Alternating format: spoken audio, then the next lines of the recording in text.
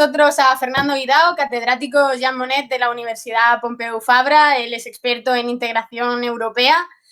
¿Qué crees que ha supuesto para España la Comunidad Económica Europea, la Unión Europea y en nuestro caso particular la Unión Monetaria? Porque un español podría pensar que si analizamos casos como el de Suecia o como el de la República Checa, podríamos observar que con el tiempo pues tampoco les ha ido tan mal, ¿no? Fuera de la Unión Monetaria. ¿Qué supuso para España su ingreso en la Comunidad Europea? Ese es el punto que básicamente es ingreso en las comunidades europeas, porque había 3 comunidades europeas, ¿de acuerdo? Lo que supuso fundamentalmente es una oportunidad histórica, es una oportunidad histórica de transformación. Es una oportunidad histórica de modernización. Era una oportunidad histórica de avanzar hacia el futuro. Era una oportunidad histórica de consolidación democrática, de incremento de la cohesión social, de la estabilidad política. Era un momento de transformación que además supimos aprovechar. Un momento de transformación, una oportunidad de transformación que funcionaba incluso antes del ingreso. Es decir, para poder ingresar en la Comunidad Europea hacía falta llevar a cabo todo un conjunto de transformaciones y los españoles estaban tan deseosos de dejar atrás ese país triste, ese país gris que habíamos conocido y queríamos parecernos a aquellos que nos visitaban en verano, aquellos que parecían desacomplejados, aquellos que parecían altos, ricos, queríamos ser como ellos. Y por lo tanto lo que hicimos fue todo un proceso de formación que funciona antes de la adhesión, pero después, una vez que estuvimos en la adhesión, lo que tuvimos fueron ayudas directas, lo que tuvimos fueron estímulos, lo que tuvimos fueron modelos a seguir. Y todo esto funcionó razonablemente bien. Por otra parte, tenemos la Unión Económica, la Unión Monetaria. La Unión Monetaria es exactamente lo mismo.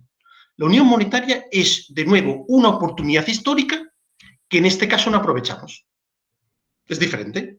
En este caso no aprovechamos. ¿Qué era la Unión Monetaria? La Unión Monetaria era fundamentalmente renunciar a tu capacidad autónoma de utilización de una serie de instrumentos de política económica, como era la política monetaria o la política cambiaria. Por lo tanto, lo que hacemos nosotros en la Unión Monetaria es fundamentalmente decidir, y lo que va a hacer España fundamentalmente es sustituir la devaluación externa que utilizaba de manera sistemática para volver a ganar competitividad que había perdido debido a su mal comportamiento de los agentes o a sus diferenciales de inflación. Vamos a renunciar a la devaluación competitiva, que es un instrumento poco adecuado para llevar a cabo la convergencia en términos de productividad, y la vamos a sustituir por una devaluación interna. Es decir, la Unión Monetaria en España lo que ha significado es esto, es una oportunidad de transformación del país para hacerlo mucho más competitivo, que desaprovechamos. Y, por lo tanto, lo único que ha hecho ha sido servir para trasladar la devaluación externa a una devaluación interna. La devaluación interna supone fundamentalmente devaluación de salarios y aumento de y tasas de paro. La devaluación interna supone exactamente esto. Dices que hay países que les ha ido mejor fuera de la Unión Monetaria. Claro. Y hay países que le ha ido estupendamente dentro de la Unión Monetaria. Alemania y Holanda les ha ido estupendamente. Es decir, estar dentro o estar fuera de la Unión Monetaria no necesariamente condiciona lo que es tu futuro. Tiene que ver fundamentalmente cómo te comportas dentro de esa circunstancia. Nosotros podemos estar fuera o podemos estar dentro. Lo que no podemos hacer es estar dentro como si estuviéramos fuera, o estar fuera como si estuviéramos dentro. Es decir, lo que necesitamos es alinear la responsabilidad del comportamiento de los agentes a sus circunstancias. Fijaros, en el año 92-93 tuvimos una crisis que es muy parecida a la crisis del 2010-2012, muy parecida. Estábamos todos en el sistema monetario europeo. La crisis del 92-93, que lleva a una devaluación de la peseta española de más del 30%. Y además llevó también a devaluaciones y a la necesidad de salir de la disciplina cambiaria a todo un montón de países, Bueno, hubo países como Dinamarca, como Suecia o como el Reino Unido, después de la crisis del 92-93, decidieron que no era oportuno la unión monetaria, que no era oportuno ligarse de pies y manos a lo que eran los ciclos monetarios de Alemania. Hubo otros países que exactamente con la misma experiencia deducieron exactamente lo contrario, que es el caso de Francia, es el caso de Italia, es el caso de España, el caso de Irlanda, el caso de Portugal. Todos aquellos países que ahora tienen problemas, todos esos países que tuvieron problemas más tarde, decidieron en 1992, 1993, que que el problema era que tenían moneda propia y que lo que tenían que hacer es acelerar su fusión monetaria con Alemania. Por lo tanto, ante las mismas circunstancias, ante las mismas circunstancias, se sacaron conclusiones completamente diferentes. ¿España debería de estar en la Unión Monetaria, sí o no? Depende. Lo que no puede hacer es estar España en la Unión Monetaria y no llevar a cabo lo que son esa lista de deberes que requiere ser miembro de la Unión Monetaria. Durante la primera década de la Unión Monetaria, Alemania gana en competitividad, en productividad, en relación a todos los miembros de la Unión Monetaria, a todos. España, que está creciendo por encima de la media de la Unión Monetaria, de la zona euro, no lleva a cabo absolutamente ninguna reforma y pierde competitividad en todos y cada uno de sus sectores. Bueno, cada país responde de manera completamente diferente, de manera completamente particular a lo que son los retos a los cuales se enfrenta. Y eso depende de su cultura, depende de su clase política, depende de su educación, depende de su pasado, depende de su futuro, depende de todo esto, depende de una serie de factores que son muy difíciles de explicar, que tiene que ver fundamentalmente con la cultura política, económica que condiciona o que predomina cada uno de esos estados. ¿Qué se niega una unión fiscal? ¿Crees que podría ser necesaria dentro de la unión monetaria? ¿Que podría ser uno de los grandes retos que tenemos por delante? ¿Y crees que haberla tenido nos hubiera facilitado tanto la gestión de la crisis de 2007-2008 como la actual del coronavirus? Primero, ¿qué es una unión monetaria? Una unión monetaria fundamentalmente es cuando tú fusionas lo que son, de alguna manera, fusionas lo que son políticas fiscales y políticas presupuestarias diferentes. Es la fusión, es la armonización fiscal, es la aprobación en común de lo que es todo lo que es un presupuesto, es básicamente responder colectivamente ante lo que es la emisión de deuda. Es decir, unión fiscal fundamentalmente es que tú fusionas todo lo que son los elementos de la política fiscal y de la política presupuestaria. Punto número 1. Yo, en un momento determinado, en el 2011, abogué por una unión fiscal franco-alemana, abierta al resto de los países europeos. ¿Por qué? Porque en aquel momento determinado, que era noviembre de 2011, la zona euro estaba en una situación relativamente crítica y la posición tan cercana entre lo que era la clase política francesa y la clase política alemana podía permitir de alguna manera una fusión básicamente entre dos países que podría de alguna manera abrirse al resto de los países europeos. La unión fiscal dices tú, me preguntas si es necesaria. Bueno, a ver, la unión fiscal es conveniente. Cuando tú tienes una unión monetaria, obviamente, cuanto mayor armonización tengas de tu política fiscal y cuanto mayor respuesta, de alguna manera, respaldo colectivo tengas a la emisión de deuda, obviamente todo es mucho más sencillo. Obviamente todo es mucho más sencillo, pero claro, para llevar a cabo esto necesitas tú una serie de elementos de convergencia. Y el problema es que esos elementos de convergencia no se están produciendo. Y entonces, por lo tanto, la unión fiscal ni está ni se le espera. Ni está ni se le espera. ¿Hubiera sido más fácil la respuesta a la crisis de 2008, 2010, 2012? ¿Hubiera sido más fácil con unión fiscal? Claro, obviamente sí, claro. Pero mira, ahora mismo tenemos una crisis en la cual la respuesta a esa crisis es totalmente opuesta a la crisis inicial y no tenemos unión fiscal. La respuesta a la crisis de 2008-2012 es manifiestamente mejorable, pero no se debió básicamente al hecho de que no hubiera una unión fiscal. Exactamente igual que ahora la respuesta que hemos dado colectiva a la crisis actual es significativamente mejor sin la necesidad de una unión fiscal. La unión fiscal puede ser conveniente, pero no la podemos convertir en una especie como de mito, simplemente una especie como de mito en la cual todo lo que va mal lo achacamos al hecho de que esto no se está produciendo. Por lo tanto, lo que sí que tenemos que hacer es que necesitamos, de alguna manera, ser capaces de sostener aquello que nosotros consideramos que nos merecemos, sostenerlo a largo plazo. Lo que no podemos hacer es crear unas sociedades con todo un conjunto de derechos que no tienen obligaciones, o que cuando nos vienen mal dadas siempre recurrimos a que alguien nos pague las facturas pendientes. Esto no puede ser. Siempre son los mismos los que necesitan apelar a la solidaridad europea. Siempre son los mismos, siempre.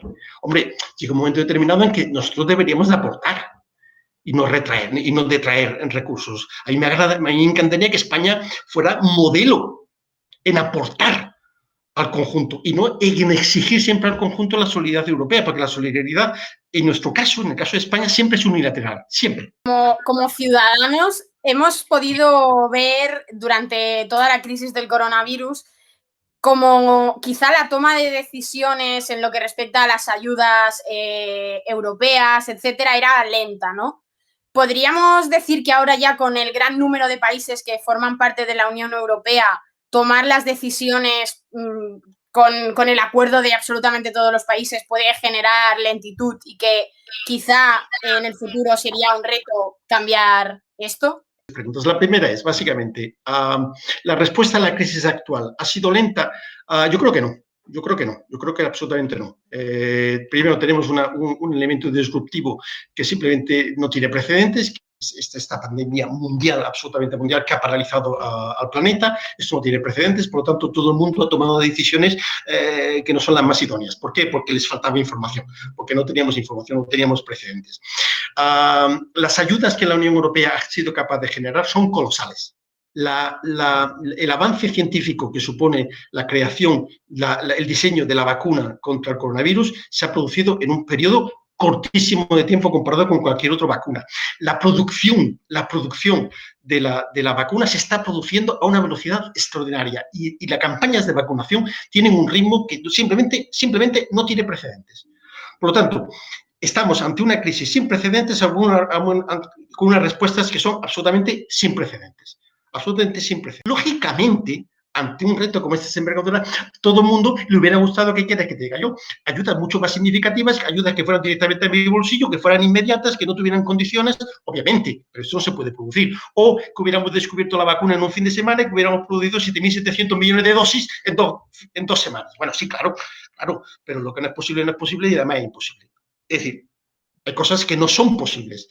Nadie puede decir que, de una manera razonable, que la Unión Europea, el mundo científico, de alguna manera han sido lentos en la respuesta a la pandemia. Ese es el punto número uno.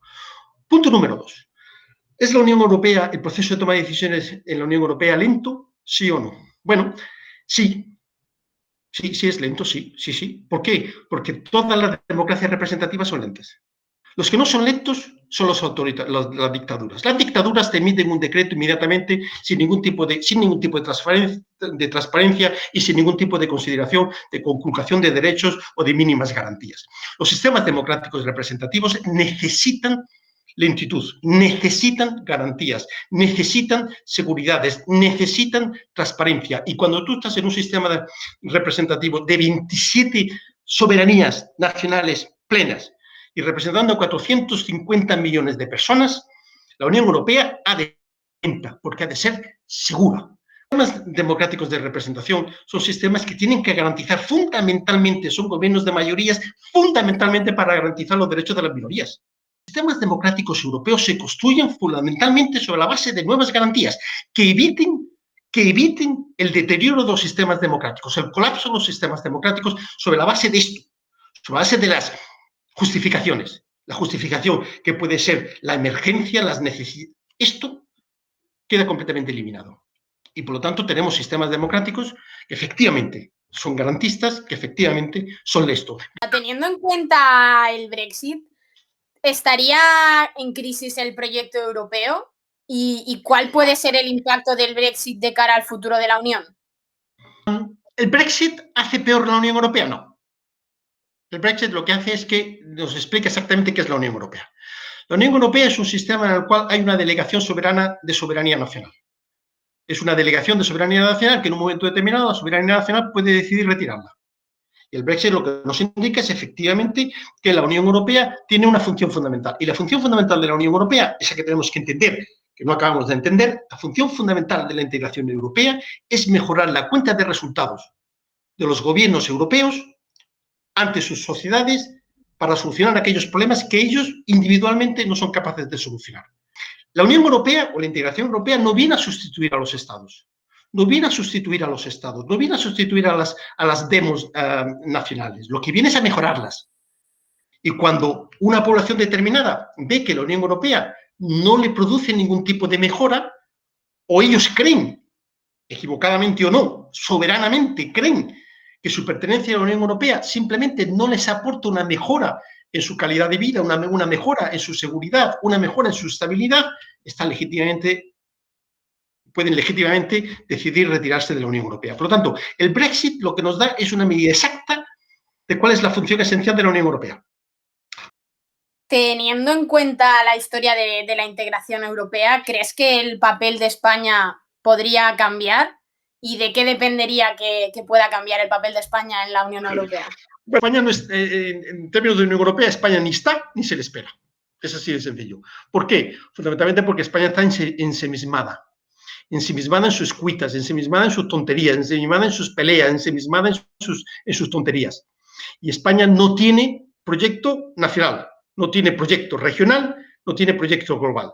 Y sin un proyecto, sin saber tú qué eres, qué quieres ser de mayor, qué quieres que sea la Unión Europea o qué quieres que sea la Unión Europea dentro del mundo, simplemente no puedes aportar absolutamente nada. Por lo tanto, España no podrá aportar a la Unión Europea mientras no se encuentre a sí misma y defina un proyecto de futuro, no solamente para nosotros, sino para la Unión Europea, incluso de la Unión Europea dentro de lo que es un mundo mucho más integrado.